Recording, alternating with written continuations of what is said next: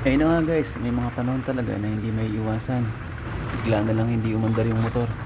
Tag-ulan kasi, hindi ko rin alamang sira. So ayun, nadaanan ako ni nanay, sinabay niya ako. Siya nga pala yung naglilinis dyan sa gilid. Mga strip sweepers, parang yung nagwawalis, nangunguha ng mga kalat. Astig, di ba? Sakto kasi kung papasok ako nun, so siguro, naisip niya, naitid na lang ako. Kaya nagpapasalamat ako kay nanay. Hehe. Di ko ba alam? Sobrang napakabubuti ng matatanda dito. Siguro dahil sa disiplina na rin sa kanila, ng mga bata pa sila. May mga tao talaga na handang tumulong, na ibinibigay, kahit hindi mo hinihingi. Salamat, Nay. Sangmen ako, Jopien. Jopien. So guys, nalala ko na sira yung motor ko, sinakaya ko yung nanay. Ayan. Nagdala pa sang walis.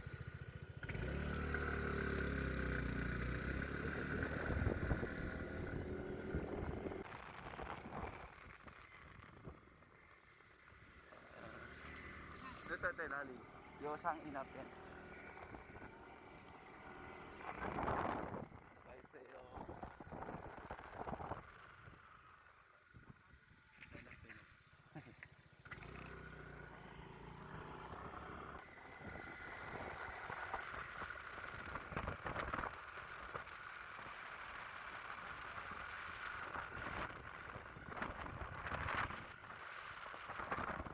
bike, ayan.